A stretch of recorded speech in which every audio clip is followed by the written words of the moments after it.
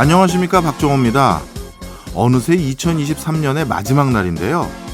올 한 해 가장 핫한 단어, 뭐니 해도 생성형 AI였죠. 챗 GPT가 세상에 나온 뒤에 AI라는 말을 듣지 않는 날이 있었나 싶을 정도인데요. 그런데 말입니다. 내년부터는 AI라는 단어를 들을 일이 확 줄어들 거라는 전망이 있습니다. 어떻게 된 이야기인지 잠시 후 테크노미에서 알아보고요. 그 전에 지난 수요일에 방송했던 키워드 경제 한 번 더 들으시면서 산타클로스의 숨겨진 경제학 복습해보겠습니다. 12월 31일 일요일 박정호의 손에 잡히는 경제 플러스 광고 듣고 시작합니다. 키워드로 세상 보는 눈을 키워보는 키워드 경제 시간입니다. 또 남국민 뉴스 큐레이터 나왔습니다. 어서 오세요. 안녕하세요. 오늘 키워드는 오프닝에서도 제가 말씀드렸던 것처럼 산타네요. 맞습니다. 엊그제가 크리스마스였잖아요. 네. 딱 맞는 키워드를 한번 고르다가 찾아왔는데요. 사실 이 크리스마스가 되면 연말 분위기가 정점을 찍잖아요. 예. 이번 연말은 많이 춥긴 했는데 확실히 뭐 크리스마스가 되니까 기분이 좋더라고요. 그렇죠. 그래서 이번에도 어떤 키워드를 할까 생각하다가 산타 딱 생각이 나서 준비를 했는데요.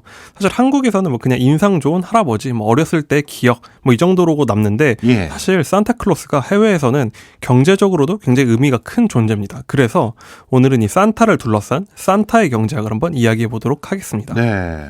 뭐 사실 모든 세상의 뭐랄까요? 현상들이 다 경제와 관련은 있습니다만 산타마저 경제와 결부시킨다고 하니까 야, 이거 너무 동심 깨는 거 아니냐 이런 생각도 드는데 어떻게 풀어가실지 전 상상이 딱 들어오진 않네요. 네, 최근 소식부터 전해드리면요. 네. 최근에 미국에서는 산타 구인난이 일고 있습니다. 예. 그러니까 산타를 구하려 하는데 구해지지가 않는다는 거예요. 그러니까 미국은 요즘 뭐 워낙 경기가 좋다 보니까 구인난이라는 얘기를 많이 듣긴 했는데 예. 이제는 하다 산타까지 모자라다 이런 분위기라는 거죠.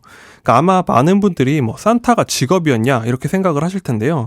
지금 어린 자녀들은 뭐 듣지 않다고 생각하고 말씀을 드리자면 네. 사실 한국에서 산타는 부모님이나 그냥 유치원 선생님들이 이렇게 뭐 이제 분장을 하고 아이들에게 선물을 주는 그런 존재잖아요. 그렇죠. 그런데 미국이나 유럽에서는 어엿한 직업인입니다. 산타가. 이게 잘 이해가 안 가요. 산타가 직업인이라는 게 우리가 흔히 말하면 직업이라면 연속성이 있는 일이 있어야 될 텐데 그러면 산타인은 설마 진짜 썰매 타고 다니면서 뭐 일하는 그런 사람들을 말하는 겁니까? 그러니까 한국이나 일본 같은 아시아 국가들도 성탄절을 기념하긴 하지만 사실 이건 기독교의 최대 명절이잖아요. 그렇죠. 그래서 서구의 기독교 국가들에겐 정말 의미가 큰 게 이 크리스마스 연휴입니다. 예. 그러니까 우리의 추석 같은 명절인데요.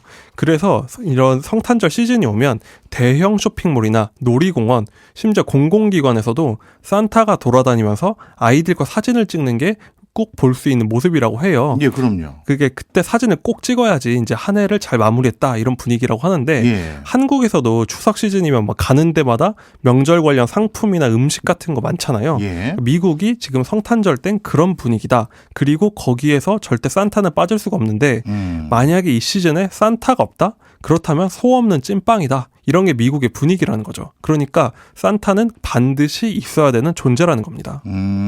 쉽게 말해서 미국에서는 연말에 단순히 산타가 하나의 홍보 수단, 요 정도 수단이 아니라 없어서는 안 될 그런 인물이다. 이렇게 보고 있다. 그렇게 봐도 될까요? 그렇습니다. 없어서는 안 되는 존재니까 직업이 된 거죠. 예. 그러니까 그렇다 보니까 지금 미국에서 산타 구인난이 벌어지고 있는 건데요. 산타에 대한 수요는 이렇게 높은데 지금 산타로 일할 사람이 없다고 합니다.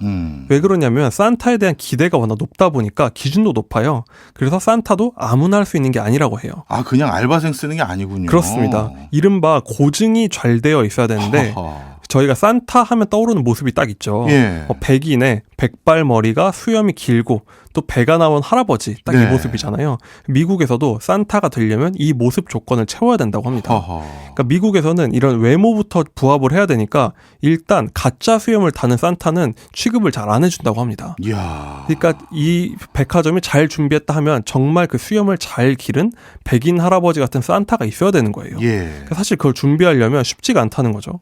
그런데 문제는 얼마 전까지 이제 코로나가 전 세계를 휩쓸었잖아요. 예. 미국에서도 사망자가 많이 나왔는데 이 산타가 다들 할아버지들이잖아요. 그러다 보니까 코로나 때 많이 돌아가셨다고 합니다. 네네. 통계적으로 한 30%가량 이제 산타가 줄었는데 지금은 이제 쇼핑몰들이 다 열었잖아요. 예. 그러니까 막 구하고 있는데 산타는 이때 많이 은퇴를 한 거예요. 그러니까 구인난을 겪고 있다. 분위기가 미국에서는 산타를 이제 모시려면은 한 여름쯤부터는 예약을 해야 되는 분위기였다고 합니다. 아, 그렇군요. 올해 같은 경우 진짜 산타로 일하시는 분들의 몸값이 상당히 올라갔겠어요. 그렇습니다. 지금 미국에서 일하는 산타들은 수입도 굉장한데요. 미국의 구직 플랫폼인 긱셀러드에서 조사한 바에 따르면 올해 산타가 이벤트 한 번 하면은 받는 금액이 평균적으로 한 $275 정도. 그러니까 우리 돈으로 하면 이게 35만 원입니다. 예. 그러니까 한 번 이벤트를 나갔다 오면은 35만 원 수입을 거두는 건데 이게 하루에 한 건만 하는 게 아니잖아요. 예. 그래서 지난해에 비하면 이 금액 자체도 12%가 오른 수치고요. 1년 만에 몸값이 이렇게나 오른 거고 커리어가 꽤 좋은 전문 산타들은 10만 불 가까운 수익도 낸다고 합니다. 그러니까 10만 불이면 1억이 넘는 돈이죠. 그렇네요. 그러니까 사실 산타는 미국에서는 직업으로도 굉장히 유망 직업이라고 하는데 예. 뉴욕타임즈에 따르면요. 2015년 이후에 미국 노동자 임금이 지금까지 한 25%가량 늘었대요. 근데 산타는 같은 기간 40%나 임금이 늘었답니다. 그러니까 만약에 은퇴하고 산타를 한 경력직 산타가 지금 있으면 굉장히 이번에 큰 수입을 거뒀을 것이다. 그러니까 은퇴하고 하기에 굉장히 좋은 직업인 거죠. 그렇네요. 산타가 그렇게 몸값이 높으면 은퇴한 분들은 어찌 보면 이제 나도 이제 슬슬 수염 기르고 몸집든 불린 다음에 산타나 해볼까 이런 사람 많을 것 같은데요. 맞습니다. 만약에 한국에서 이런 일자리가 있으면 은퇴한 어르신들이 다 이거 하려고 굉장히 노력을 할 거예요. 그렇겠어요. 그런데 미국서는 이거 누구나 쉽게 할 수가 없습니다. 예. 이게 외모만 문제가 아니라요. 미국에서는 산타를 검증하는 기관이 있어서 여기서 인증을 받아야지만 정식 산타가 될 수 있기 때문이죠. 아니 백화점에서 옷 입고 단순히 아이들에게 웃음 지으면서 인사하는 그런 업무가 아닌가요? 제가 알기로 그 정도 수준이라고 생각했는데 도대체 무슨 인증을 어느 기관에서 하는 겁니까? 그러니까 예를 들면요. 우리나라에서 명절 때 뭐 차례 같은 거 지내거나 할 때 음식을 어디 사올 때 예. 너무 성의가 없으면 네. 한마디 듣잖아요. 그렇죠. 요즘 분위기상. 미국에서는 그냥 가짜 수염 달고 급조된 산타든 그런 분위기인 거예요. 그러면은 인증하는 기관은 뭐 하는 곳이냐? 예. 미국에는 산타 조합이 대표적으로 2개나 있습니다. 2개나요? 네. 하나는 이름이 진짜 수염을 기른 형제단이고요. 예. 하나는 진짜 수염 산타 국제조합이에요. 그러니까 보면은 둘 다 강조하는 게 진짜 수염이잖아요. 예. 그러니까 그 백발의 긴 수염을 관리하는 게 정말 쉬운 일이 아니라고 해요. 타고난 그런 좀 이제 외형도 있어야 되는 거고요. 예. 그래서 이 단체들이 그냥 간판만 있는 단체가 아니라 진짜 노조같이 할 일을 합니다. 예를 들어 진짜 수염 국제조합에서는 2,000명의 산타가 등록돼 있는데 예. 이 조합들은 이제 산타들의 외형을 보고선 당신은 산타 자격이 있는지 꾸준히 관리를 하고 무엇보다 중요한 게 범죄 기록을 조회해요. 예. 왜냐면 산타가 하는 일이 이제 아이들을 무릎에 앉혀놓고 뭐 이런저런 얘기도 하고 이제 서로 이제 뭐 스킨십도 하고 그런 이제 할아버지 역할을 하는 거잖아요. 그렇죠. 그러니까 당연히 성범죄 이런 게 있으면 안 되기 때문에 이 조합들이 나서서 이 사람 위험 인물이 아닌지를 검증해 주는 겁니다. 그리고 기본적으로 지켜야 되는 매너 같은 것도 알려주고 또 무엇보다 보험, 의료보험 이런 것도 제공을 한다고 해요. 예. 그러니까 사실 이 산타 조합에서 인증받은 산타가 굉장히 중요한 거죠. 말씀을 쭉 듣고 보니까 나름대로 인증센터가 뭐랄까요? 하는 역할이 충분히 있을 법한데요. 그렇습니다. 산타가 그렇게 생각해 보니까 할 게 많구나 딱 생각이 나죠. 네. 그래서 이외에도 뭐 여러 가지 서비스를 제공하니까 정말 노동자 같은 일을 하는 건데 네. 특히 산타는 수염 관리 비용 같은 게 상당히 많이 든다고 해요. 네. 그래서 조합들은 이런 이제 조합원들한테 미용 관련 지출도 이제 같이 공동 구매 같은 걸 해주는 거죠. 복장도 해주고요. 예. 그리고 이제 꾸준히 어떤 매너 같은 것도 가르치니까 마치 전문직 조합 같은 거예요. 뭐 우리나라에도 변호사면 변호사 단체가 있는 것처럼 예. 미국에선 그런 역할을 하니까 여기 산타를 믿고 구하고 싶다 보니 몸값이 오르고 그러다 보니 새로운 진입은 쉽지 않은 게 미국에서의 산타라는 직업이다라고 할 수 있는 겁니다. 야, 말씀을 듣고 보니까 좀 무서운 생각도 드네요. 이젠 산타마저 전문성을 길러야 할 수가 있구나. 그렇습니다. 정말 세상 빡빡해졌습니다. 그렇죠. 그 산타들도 지금은 호황이지만 사실 어려운 때도 있었죠. 바로 이제 코로나 때 네. 정말 정말 힘들었다고 해요. 이제 왜냐면은 당연히 이때 대면이 안 되니까 산타는 아이들을 만나고 소원을 들어주고 해야 되는데 이게 불가능했잖아요. 그래서 2020년대에는 정말 이거 우리 산타 산업 망하겠다 이런 분위기였다고 해요. 근데 여기도 정말 말씀하신 대로 빡빡하고 쉽지 않은 게요. 살아남으려면 또 이제 노력을 해야 되잖아요. 예. 그래서 산타 산업계에서 그러면은 가정 방문을 해야겠다라는 생각을 한 거죠. 근데 그걸 어떻게 하느냐? 50대 정도 되는 젊은 산타들이 이제 화상 채팅 같은 걸로 아이들을 인사하는 서비스를 시작했다고 합니다. 예. 그러니까 이걸 가정 방문이라 부른 건데 아이들이 이제 온라인으로 이제 산타가 인사도 하고 또 화면으로 마술도 보여주고 소원도 들어주고 이런 식으로 이제 살 길을 찾아 나간다고 해요. 예. 그러니까 이 산타도 말씀하신 대로 빡빡하고 경쟁도 치열하고 꽤 이제 살아남으려고 노력하는 경제 분야인 거죠. 그렇군요. 그런데 문제는 산타를 위협하는 게 이 코로나만은 아니라는 겁니다. 아니 그러면 또 뭐가 문제가 있나요? 요즘은요, 미국에서 다양성에 대한 요구가 굉장히 크잖아요. 뭐 성별이나 인종 이런 문제에 대해서 이제 요구가 굉장히 큰데 예. 산타도 여기서 벗어나 있지 않다고 합니다. 그러니까 미국은 지역에 따라서 뭐 백인보다 히스패닉이나 흑인이 더 많은 곳도 있잖아요. 그렇죠. 이런 지역에서는 왜 백인 할아버지만 산타를 하냐? 그렇네. 유색인종 산타도 있어야 한다. 그리고 스페인어 하는 산타가 또 필요하다. 이런 얘기가 나온다는 겁니다. 예. 그러니까 산타들한테 요구되는 스펙이 많아지는 거예요. 그러니까 스페인어 잘하는 산타를 구하고 아니면 흑인 산타를 구하고 하다 보니까 이런 특수한 이제 뭔가 능력을 갖춘 산타를 구하느라 또 이제 수요가 높아지기도 하고 몸값도 높아진다. 그러다 보니까 산타 조합들도 자기들의 전통적인 산타상을 바꿔야 되느냐 그거에 대한 고민도 많다고 해요. 예, 우리나라로 따지면 한인타운에는 한인 산타가 있어야 되는 거잖아요. 그렇죠. 그러니까 산타도 시대의 변화에 발맞춰서 변화해야 되는 거죠. 네, 쭉 말씀을 듣다 보니까 산타 비즈니스가 생각보다 규모도 크고요. 생각보다 또 굉장히 체계적으로 움직이는 것 같다는 생각이 확 듭니다. 그런데 이런 산타 산업은 미국서 시작된 건가요? 원래 제가 알기로 산타는 저 북유럽이라고 알고 있는데. 맞습니다. 사실 미국에서 산타 산업이 번창하고 있지만 원조는 사실 따로 있죠. 유럽 쪽인데 네. 바로 핀란드를 꼽습니다. 네. 미국에서는 산타들이 돈을 벌고 있지만 핀란드는 국가가 나서서 산타 산업을 키우고 있어요. 국가가요? 예. 사실 산타클로스는 이제 중세 유럽의 성인의 일화에서 유래한 건데요. 예. 애초에 사실은 핀란드랑 직접적인 연관성은 낮다. 이게 이제 중론이에요. 근데 핀란드에서도 20세기까지는 사실 산타에 대한 큰 관심은 없었어요. 예. 그런데 변곡점이 된 게 언제냐면 2차 세계대전이었습니다. 그러니까 핀란드는 처음에 독일 편에 섰다가 이제 소련에 패배하면서 패전국이 된 거예요. 예. 그러니까 안 그래도 이제 춥고 먹고 살기 힘들던 나라가 패전까지 하니까 정말 먹고 살 길이 막막했습니다.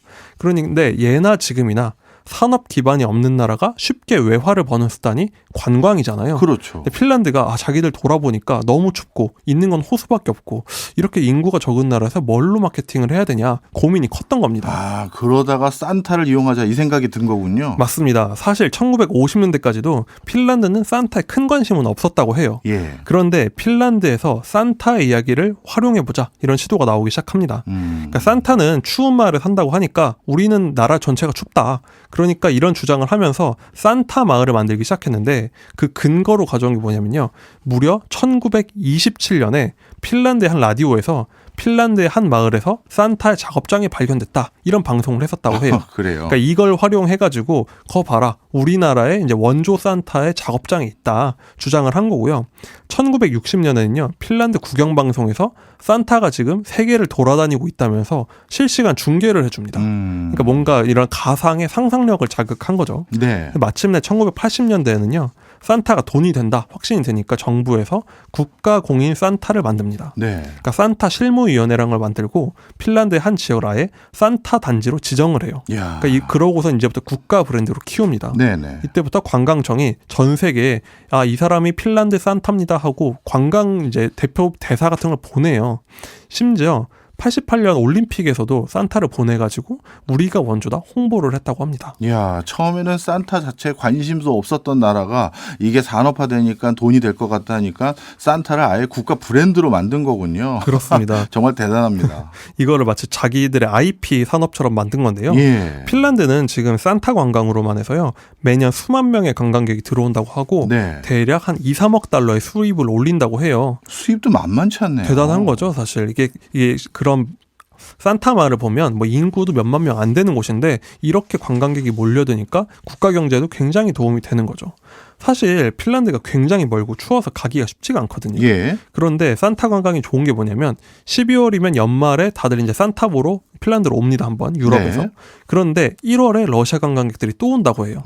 왜냐하면 러시아 정교는 1월 6일이 크리스마스거든요. 그렇네. 크리스마스가 두 번인데 핀란드는 위치상 유럽이랑 러시아 가운데 있잖아요. 예. 그러니까 산타 관광을 이 연말 내내, 연초 내내 하면서 상당한 수입을 올린다고 합니다. 그래서 이번에 사실 우크라이나 전쟁에서 뜻밖의 피해를 입은 게요. 러시아 관광객이 뚝 끊겼잖아요. 아, 그렇겠네요. 그래서 아마 올해는 좀 핀란드 산타 수입이 좀 줄 순 있다. 이런 얘기도 나오고 있습니다. 네.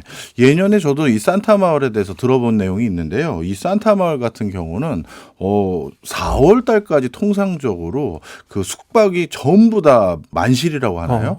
그렇다고 하더라고요. 그쵸. 그만큼 국가가 산타 마을을 육성해서 적지 않은 어떤 수익을 거두고 있는 상황인데 정말 아이러니하게도 요즘은 노르웨이에서도 산타 마을 같은 게 있어서 누가 원조냐 이 싸움까지 전개되고 있다는데 참 이 산타가 이렇게 산업화될 줄 누가 알았겠습니까? 그러니까 재밌는 게 처음에는 다들 별로 산타에 관심이 없다가 예. 핀란드가 자기들이 먼저 점을 찍은 거잖아요. 예. 잘 되니까 꼭 너희만 원조를 할 필요가 있냐. 너도 나도 우리가 원조 산타다라고 나온다는 거죠. 예. 그러니까 IP라는 게 처음에 발굴할 때 처음 하는 사람이 얼마나 중요한가. 잘 되고 나면 서로 하려고 할 정도니까 예. 그런 파워를 한번 실감할 수 있는 사례인 것 같아요. 그러니까요. 그것도 그렇지만 원래 유럽에서 산타의 원조 그림들을 보면 지금 우리가 알고 있는 산타와 모습이 전혀 다르잖아요. 그렇죠. 맞습니다. 지금 산타의 전형적인 모습인 흰 수염에 붉은색 옷 입은 그리고 또 넉넉한 풍채를 가진 할아버지 모습은 사실 코카콜라가 만든 그렇죠. 어떻게 보면 IP인데 맞습니다. 이게 지금은 어떻게 보면 대명사가 된 것도 참 신비롭네요. 그렇죠. 사실 사람들이 비즈니스를 만든다는 게 얼마나 어떻게 변할지 모르는가 그 사례가 산타라고 생각을 하는데요. 네. 최근에 영국 이코노미스트지가 AI의 여파로 이제 화이트 칼라 시대가 간다 이런 얘기를 했어요. 예. 그러면서 뜰 산업이 뭐냐면 블루 칼라 즉 몸을 쓰는 노동자랑 그러니까 앞으로 그리고 서비스를 제공하는 직업들의 시대가 온다 이렇게 얘기를 했거든요. 네. 근데 그거 보면은 산타는 뭔가 상상력을 자극하면서 또 아이들과 능숙한 소통도 하고 뭔가 특유의 아름다운 이미지 같은 것도 있잖아요. 그렇죠. 그러니까 앞으로는 이런 부단한 외모 관리, 자기 관리 그리고 소통 기술 같은 직업이 더 뭔가 인기를 끌지 않을까. 그리고 이런 걸 확실히 활용하는 뭔가 스토리의 힘 이런 게 정말 중요한 게 나오지 않을까 생각이 들었습니다. 다른 거는 제가 다 동의가 가는데 그 풍채가 이렇게 있는데 부단한 자기 관리라는 게 조금 웃기긴 합니다. 풍채 관리도 굉장히 쉽지 않다고 해요. 예. 그래서 핀란드는 이 산타 산업을 계속 하나 보죠? 맞습니다. 핀란드는요 지금 더 열심히 키우고 있고요. 전 세계적으로 산타에 대한 인기가 계속 높아지고 있다고 해요. 예. 일부 종교권을 빼면은 뭐 전 세계적인 인기니까요. 그러니까 이걸 보면서 우리도 저런 거 있으면 참 좋겠다라는 생각이 들었어요. 예. 예를 들면 우리나라에서 뭐 K-팝, K-게임 인기 많지만 사실 그거 개별 상품으로 팔고 있거든요. 근데 영국 같은 경우는 해리포터 하나로 정말 먹고 살고 핀란드는 산타로 먹고 살고 있잖아요. 예. 그렇죠. 우리나라도 앞으로 좀 더 재밌는 걸 많이 만들어내는 이런 산업을 발전시켜야 되지 않을까 그런 생각도 들었습니다. 제가 이거 하나 아이디어가 있어서 국가에 끝까지 어떻게 보면 밀어넣는 프로젝트로 하려다가 결국 잘 안 됐어요. 뭐냐면 우리나라는 산타와 같은 파워풀한 자체 컨텐츠가 하나 있거든요. 이건 전 세계가 누구도 부정하지 못하는. 어떤 게 있죠? 바로 태권도입니다.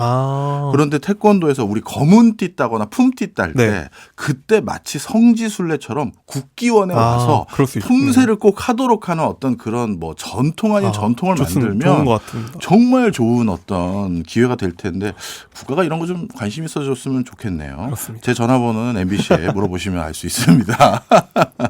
지금까지 너무 흥미진진한 산타 얘기 잘 들었습니다. 지금까지 남국민 기자였습니다. 오늘도 재밌었습니다. 감사합니다. 노래 하나 듣고 시작하겠습니다. 오늘 산타를 배워봐서 선곡해봤습니다. 산타나의 스무디. 세상을 바꾼 과학, 세상을 바꿀 기술을 알아보는 테코노미 시간입니다. 오늘은 IT 커뮤니케이션 연구소의 김덕진 소장과 함께합니다. 어서 오세요. 네, 안녕하세요. 반갑습니다. 김덕진입니다. 예, 소장님 오면 전 항상 무섭습니다. 뭐가 무서우세요? 인공지능 진화 속도가 너무 네. 빠르잖아요. 올 한 해도 제가 직간접적으로 체감한 것도 만만치 않은데 네. 2024년 내년이 거의 인공지능의 원년이다라는 소리가 여기저기서 들리니까 네. 제가 진짜 겁이 납니다. 근데 재밌는 거는 예. 오히려 내년에 인공지능이라는 말이 올해 2023년보다 덜 쓰이거나 예. 거의 사라질 수도 있다. 이런 예측도 나오고 있어요. 그래요? 네. 왜 그렇죠? 저는 솔직히 이런 상황을 되게 좋아합니다. 예. 제가 되게 좋아하는 말 중에 하나가 스며드는 기술 그리고 보이는 미래 혹은 이제 밝아오는 미래 이런 표현을 많이 쓰는데요. 네. 쉽게 말하면 이런 거예요. 우리가 요즘에 스마트폰에 대해서 이야기할 때 예. 스마트폰의 스펙이 어떻고 뭐 예를 들면 화소가 어떻고 이런 얘기 많이 안 하잖아요. 옛날보다. 네. 그게 왜 그럴까 생각하면은 그만큼 이제 우리가 익숙하고 응당 뭐 그냥 좋은 카메라지. 뭐 용량도 크지 이렇게 생각하는 것처럼 인공지능도 2023년에는 우리에게 상당히 새로움과 놀라움을 줬기 때문에 예. 와 인공지능이 이런 것도 돼? 인공지능이 이런 것도 돼? 와 인공지능 했지만 이제 내년에는 너무나도 인공지능이 익숙해지고 모든 기술 속에 인공지능이 스며들기 때문에 우리가 굳이 인공지능이라는 말을 별도로 하는 일이 적어질 것이다.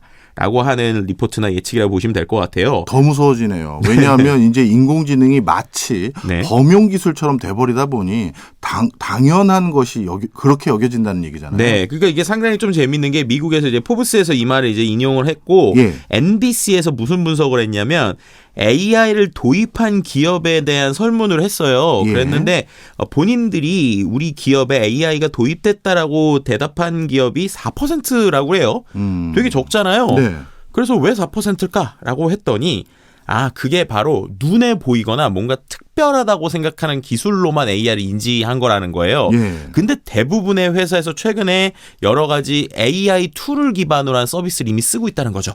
제일 대표적으로 우리가 알고 있는 원격 회의 솔루션들이 있잖아요. 네. 이미 그 솔루션들에는 우리가 기능을 안 써서 그렇지 네. AI가 다 들어가 있습니다.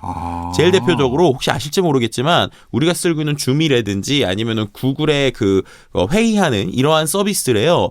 우리가 얘기한 게 실시간으로 자막으로 다 달려요 이미. 그래요? 네, 한국어도 잘 됩니다. 제가 최근에 이제 구글로도 해봤는데 예. 회의하고 있으면 회의하고 있는 내용이 마치 유튜브에 자막 달리듯이 실시간으로 자막이 달리고요. 이것을 가지고 요약해주는 기능. 마치 이제 회사에 이제 만약에 회의에 늦게 들어왔어요. 늦게 들어오면 지금까지 이야기한 걸 요약해주는 기능. 이런 것들도 지금 이제 조금씩 탑재되고 있거든요. 그러니까 이런 것들이 AI인데 이제 우리가 너무나도 익숙하게 쓰다 보니까 뭔가 특별한 기술이 아니라 우리가 쓰고 있는데 자연스럽게 들어가고 있다라는 것이고요. 예. 이런 것들이 이제 어떻게 보면은 내년 2024년에는 더욱더 우리의 모든 기술 속에 이 AI가 들어갈 것이다라는 것으로 우리가 해석해 볼 수 있을 것 같습니다. 그렇군요. 그래서 그런지 요즘 삼성에서 말하는 게 거대 AI가 아니라 작은 AI 뭐 이런 걸 통해서 AI 산업에 본인들도 투자하겠다 이런 얘기들 하던데 그건 무슨 얘기입니까? 네, 뭐 말씀하신 것처럼 우리가 보통 라지 랭귀지 모델이라고 우리가 이제 생성형 AI에서 많이 얘기를 하죠. 네. 엄청나게 큰 언어 모델, 거의 모든 말을 할 수 있는 언어 모델의 개념인데 최근에 국내에 있는 많은 기업들이 이제 이야기하는 것 중에 하나가 SLLM이라는 이야기예요. 네. 이게 뭐냐면 좀 작은 언어 모델이라는 겁니다. 예. 그럼 요건 뭐냐? 뭐 예를 들면 게임에 쓰는 특화된 언어를 좀 더 공부를 잘하는 혹은 의료에서 쓰이는 것들을 공부를 잘하는 이런 것들을 나오게 하겠다는 것이고요. 말씀하신 대로 삼성전자에서도 다양한 언어 모델의 사이즈를 줄여서 어디다 넣겠느냐라고 하면은 우리가 알고 있는 스마트폰, 예. 이 스마트폰에 그냥 직접적으로 이 언어 모델을 넣겠다라고 하는 것들도 지금 그림으로 보여주고 있는 것이죠. 예. 근데 이렇게 이제 디바이스, 그러니까 핸드폰 자체에 이런 언어 모델이 들어가는 것이 나오기 전에 네. 이미 우리나라에 또 하나 도입되어 있는 게 이 통신사에서 클라우드를 기반으로 하고 있는 네. 이 LLM 모델이 상당히 좀 재미있는 기술들을 보여주고 있습니다. 네. 제일 큰 게 뭐냐?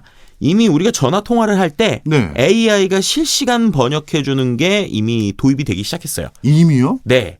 이게 어떤 거냐? 쉽게 말하면 제가 한국어로 통화를 해서 뭐 예를 들면은 영어를 커뮤니케이션 가능한 사람한테 뭐 내가 호텔을 예약하려고 하는데 이거 호텔 어떻게 해요라고 하면 그 사람은 한국어로 듣는 게 아니라 AI가 이야기해주는 영어로 듣는 거예요. 네. 그러고 나서 그 사람이 또 그걸로 영어로 얘기를 하면 그거를 또 AI가 말해주는 한국어로 바꿔서 들려주는 이러한 기능들이 지금 우리나라에서 이미 있고요. 예. 통신사들에서 이러한 것들을 본인들의 서비스에 탑재하고 있다 이렇게 말씀드릴 수 있을 것 같습니다. 이게 어떤 기술을 기반으로 구현이 되는 겁니까? 네, 실제로 지금 이게 가능한 통신사 이제 SK텔레콤에서 하고 있는 기술인데 예. 이게 어떤 거냐라고 좀 설명을 드리면 최근에 이제 이슈가 됐었던 것 중에 하나가 아이폰을 녹음할 수 있다라고 하는 기능이에요. 예. 근데 그럼 이 아이폰에 있는 통화가 내 기계에 녹음되느냐?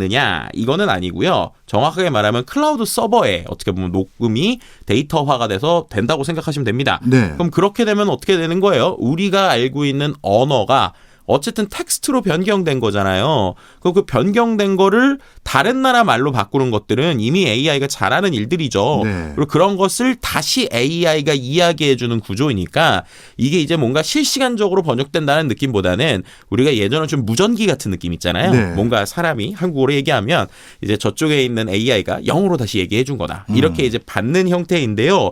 근데 이게 이제 기존에 그러면은 우리가 알고 있는 TTS, 그러니까는 어떤 사람의 말을 그대로 얘가 받아 적어 주는 거랑 최근에 생성형 AI가 하는 거랑 뭐가 좀 차이가 있느냐라고 설명을 드리면 기존에는 우리의 말을 100% 똑같이 글자를 쓰려고 했어요. 근데 이게 아무래도 사람의 발음이 조금씩 틀리다 보니까 예. 명확하지 않을 수 있잖아요.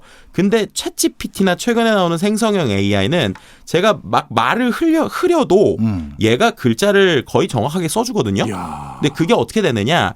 이게 음성 인식 기술로만 되는 게 아니라 예. 거기에 빅데이터랑 인공지능이 같이 있는 거예요. 예. 뭐냐면 우리 사람으로 치면 사람이 아주 빠르게 속기를 한다고 그러잖아요. 네네. 그러니까 얘가 속기를 먼저 하는 거예요. 대충 쓰는 겁니다. 근데 대충 쓰면 그 대충 쓴 말을 보더라도 네.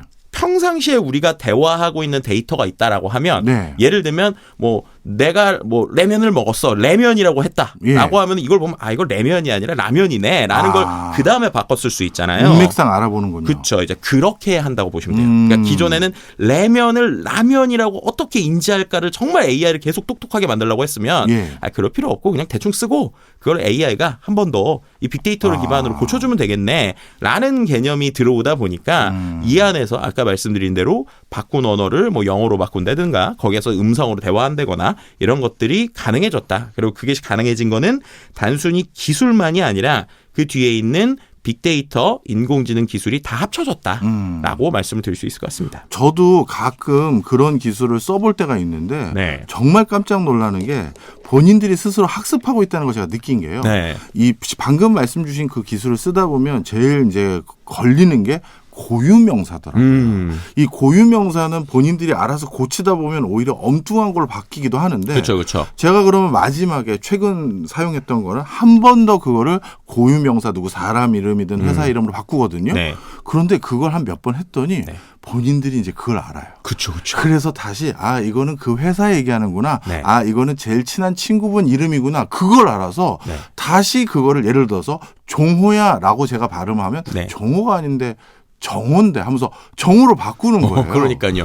야 정말 네. 신기하더라고요. 심지어 최근에는 그런 기능이 개인별로도 옵션이 있어서 이렇게 발음할 때는 이렇게 고쳐줘라는 걸 미리 세팅을 해놓으면 예. 걔가 제 발음에 맞게 더 똑똑하게 고쳐지는 이런 기능도 있습니다. 정말 무서워집니다. 그런데 내년에는 더더욱 무서운 게 나올 것 같아요. 어떻게 보면 저희 송경제도 앞으로 이거와 관련이 클 것 같은데 네. 이제 유튜브에서 자동 번역이 된다고요. 네. 무섭다고 자꾸 그러니까 우리가 너무 무서운 것 같으니까. 아니 왜냐하면 뭐 이걸로 먹고 사는 분들이 네. 계시잖아요. 그러니까 이거를 저는 모든 기술은 항상 양면성이 있다고 생각하는데 예, 예. 무섭다고만 생각하지 말고 반대로 기회가 된다라고 우리가 한번 알겠습니다. 바라보자고요. 알겠습니다. 왜냐하면 앞서서 말씀하신 게 인공지능이 음성 더빙을 해주는 서비스이죠. 예. 이게 어떤 건지 상상을 해보시면 우리가 지금도 자막은 AI가 자동 자막이라는 게 있잖아요. 네. 예를 들면 유튜브에서 여러분들이 뭐 영어로 돼 있는 컨텐츠를 보면 거기에 한국어 뭐 가로치고 자동 자막 이런 자막들이 있을 거예요. 네. 그거는 이제 사용자가 자막을 만든 게 아니라 유튜브 안에 있는 이 AI가 자연스럽게 영어로 얘기한 것들을 한국어로 자막으로 바꿔주는 거죠. 네. 그러다 보니까 좀 어색한 부분이 있긴 하지만 그게 있으면 그래도 우리가 문맥상 잘 이해를 하잖아요. 네. 근데 앞서서 제가 AI가 우리가 말한 거를 대충 적고 그거를 또 이 텍스트로 번역을 해서 그게 AI의 목소리를 읽을 수 있다고 그랬잖아요. 네. 그럼 그 기능을 똑같이 유튜브에 적용한다고 생각하면 우리가 올린 영상에서 얘가 한번 자막을 자동으로 추출하고 그 추출한 거를 언어로 바꿔주고 그다음에 그것을 AI 성우가 읽어주는 형태가 되면 우리가 마치 예전에 외화 영화를 볼 때 뭔가 그죠 더빙 뭐 전격 제트 작전 볼 때 맞아요. 갑자기 이제 입과 다르게 뭐 스컬리 막 이렇게 하면서 했었던 그 느낌으로 우리가 유튜브 영상을 이제 볼 수 있는 기능이 내년에 나온다는 거예요. 예. 그럼 그렇게 되면은 이제 아까 말씀드렸던 것처럼 우리나라 컨텐츠도 이제 입은 안 맞겠지만 영어로 더빙돼서 해외 나갈 수도 있고 반대로 외국에 있는 컨텐츠도 우리가 외화 상영하듯이 AI가 더빙해 준 걸로 한국어로도 보고 들을 수 있다. 뭐 이렇게 말씀드릴 수 있는 것이죠. 그렇군요. 이런 것들이 진짜 이제 우리 생활 속에서 곳곳에서 우리가 사용하다 보니까 네. 이제 AI와 우리 삶은 직접적인 관계가 있어 보이는 그런 단계까지 온 것 같은데 특히 이번에 유튜브 쪽에서 소장님이 보실 때는 상당히 상징적인 이슈 하나가 나왔다고 들었는데 어떤 겁니까? 이게 이제 사용자 입장에서 재밌는 거고 솔직히 말씀드리면 크리에이터 입장에서 좀 헉하는 게 분명히 있긴 있습니다. 더 봐요. 공포를 느끼시잖아요. 네, 뭐냐?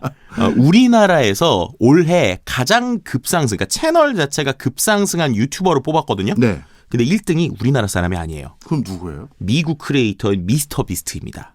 뭐 하는 사람인지 제가 모릅니다.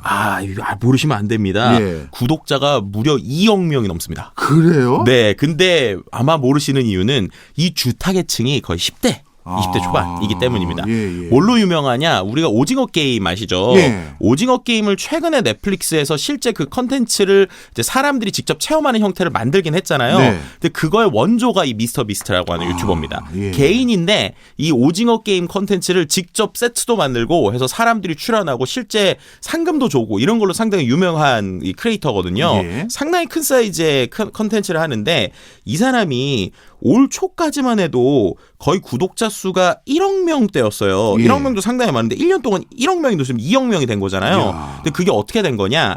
올해 유튜브에서 그 AI 말고 그냥 성우를 써서 더빙을 할 수 있는 기능을 출시했거든요. 근데 그렇게 되면은 우리가 실제 성우를 쓰면 우리는 돈이 많이 드니까 못 하잖아요. 네. 근데 이 미스터 비스 말씀드린 대로 이미 구독자가 1억 명이가 기업 이상이죠. 그래서 실제 이 사람은 사람 성우로 국가별로 썼어요. 그래서 예를 들면 예전에는 한국 사람들이 이 미스터 비스트의 영상을 보면 영어로 들었어야 되는데 네. 지금은 실제 사람 성우, 한국 성우가 읽어주는 이 한국 사람의 목소리를 들을 수 있게 된 거예요. 예. 그렇게 되니까 음성을 한국어로 들으니 재밌네? 이거 스케일 크네? 라고 한 우리나라 10대들이 이 미스터 비스트를 많이 구독했다는 겁니다.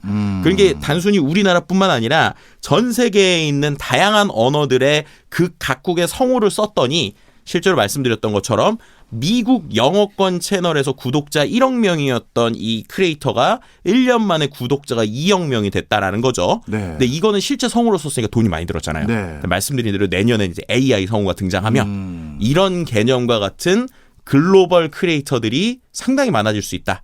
이거는 상당히 제가 볼 때는 좀 상징적인 이슈가 아닐까라고 볼 수 있을 것 같습니다. 저희 송경제에서도 이러한 기능을 활용해서 네. 세계로 나가는 송경제를 준비하면 그럼요. 반응이 있을까요? 세계로 나가는 송경제. 제가 볼 때는 우리 이제 박종호 MC님의 이 역량이 이제 가장 중요하지 않을까. 아니 모든 걸 저에게 떠넘기는. 그 다음에 네. 요즘 여의도가 사실 또 AI 때문에 핫합니다.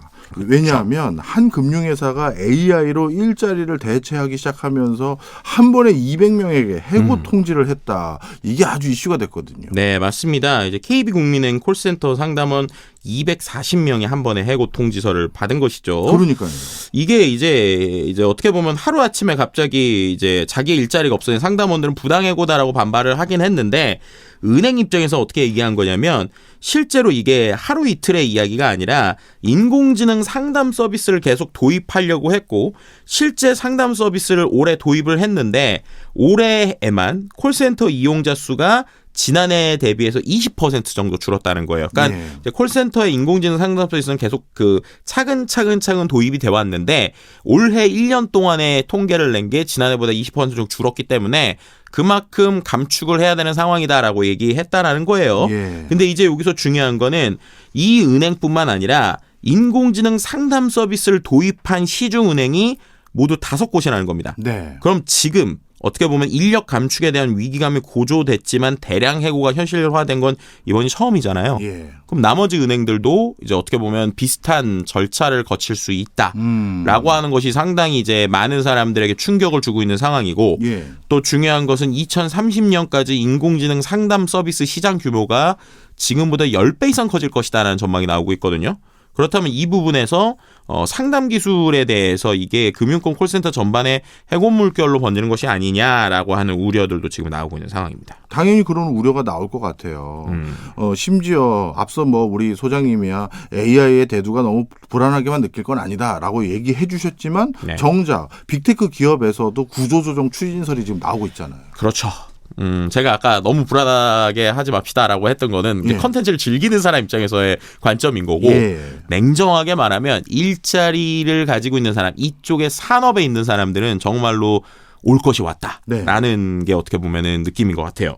실제 구글에서 우리가 알고 있는 그 구글이 3만 명에 달하는 광고 판매 부분에 대해서 대규모 개편을 계획하고 있다는 얘기가 미국에서 최근에 이제 이 오픈 AI와 관련된 리서치나 뉴스로 상당히 유명해진 더 인포메이션이라고 하는 매체가 있거든요. 네. 더 인포메이션의 소식통을 인용해서 뉴스가 나왔어요. 그 말은 이 아주 좀 어느 정도 신뢰할 수 있는 소식이라는 건데요. 이게 뭐냐? 기존에 우리가 구글이라고 하는 업체도 어쨌든 광고를 하는 업체잖아요. 네. 광고를 원래는 오프라인 영업이나 사람 대 사람 혹은 이제 전화를 해서 하는 영업이 상당히 많았어요. 네. 그러다 보니까 이 영업팀에 어느 정도의 사람이 필요했다라는 것이에요. 근데 이 부분에서 최근에 검색 엔진과 유튜브 광고에 생성형 AI 기술이 지금 도입되고 있다고 하거든요. 그러다 보니까 예전과 다르게 많은 직원이 이제 필요 없어지게 시작했다라는 거고 이 AI 기반 광고 플랫폼인 퍼포먼스 맥스라는 게 구글에서 2021년부터 선보였는데 네. 이게 한 2, 3년 지나고 또 생성형 AI까지 붙으니까 이제는 뭔가 되는 것 같다. 그럼 뭐가 되느냐?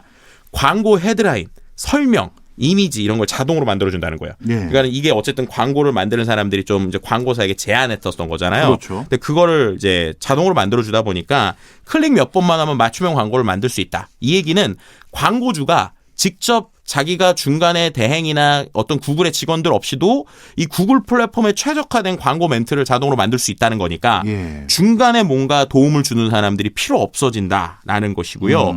그러다 보니까는 광고를 전문적으로 담당하는 직원들의 필요성이 줄어들면서 구글에서 이제 대규모 해고에 나설 수 있다라는 얘기입니다. 네. 그리고 이 구글이 조만간 대규모 해고에 나선다면 실은 올해 2023년 1월에도 이 구글에서 대규모 해고가 한번 있었거든요. 근데 그때도 이 생성형 AI 쪽에 수많은 새로운 인력들을 뽑기 위해서 기존의 인력들을 많이 잘랐어요. 근데 네. 이러한 변화가 또 일어날 수 있다라는 것이 지금의 이슈다라고 말씀드릴 수 있습니다. 그렇군요.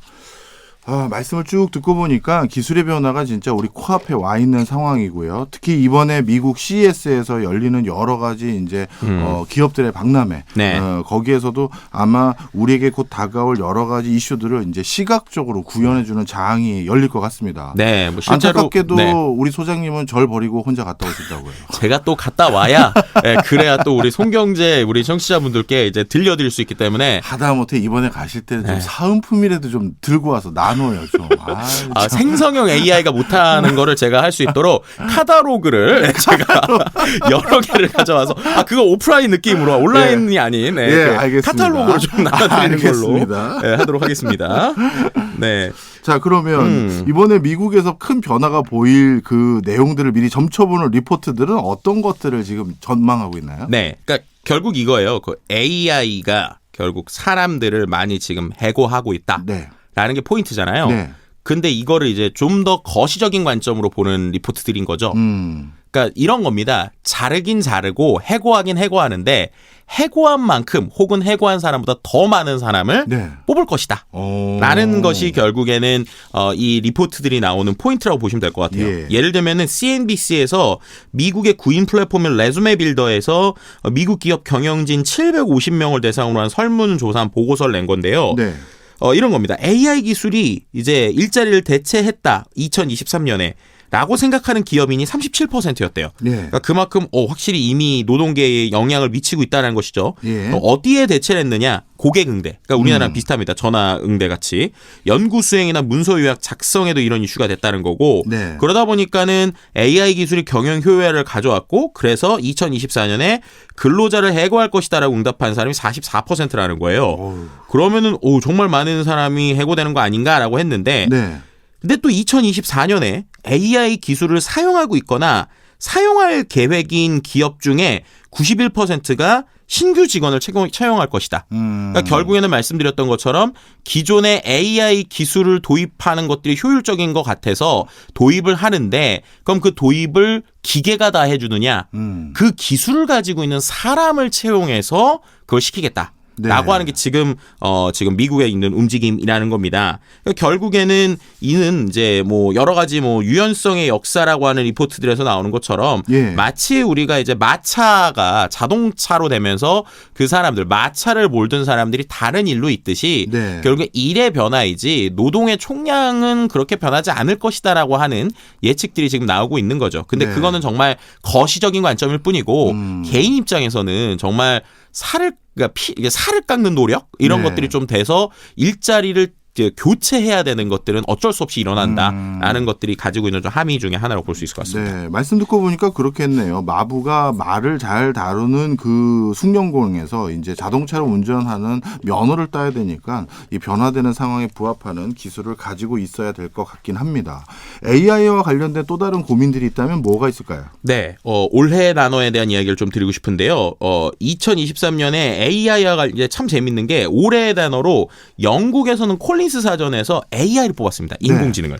근데 재밌는 거는 웹스터, 미국에 있는 또 오픈 사전이잖아요. 네. 거기에서는 올해의 단어를 뭘로 뽑았냐면 authentic, 그러니까 진짜라는 단어를 뽑았어요.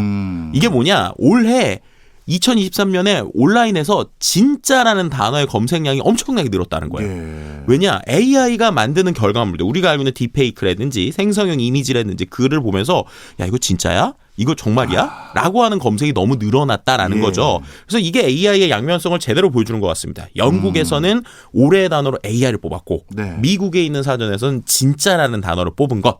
결국 그것이 이제 우리가 AI를 바라보는 양면성 그리고 그것을 고민해야 되는 좀 키워드들이 아닐까라고 말씀을 드릴 수 있을 것 같습니다. 그렇네요. 말씀 쭉 듣고 보니까 미래는 이미 정해진 것 같고요. 그 미래의 모습에 나의 모습뿐만 아니라 우리 사회와 경제가 어떻게 변화될지는 우리가 조금씩 그려가고 적응하고 만들어가야 되는 게 아닌가 이런 생각이 듭니다. 네.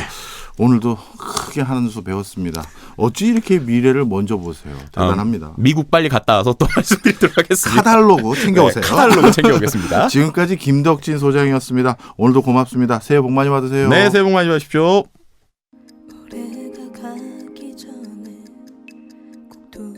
지금 듣고 계신 곡은 별의 12월 32일이라는 노래입니다.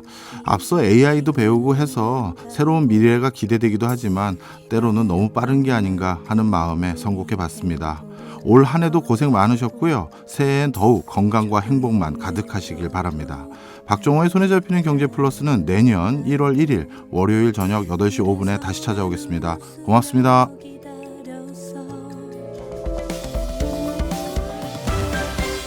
경제 생활의 플러스가 되는 아주 경제적인 시간. 박정호의 손에 잡히는 경제 플러스.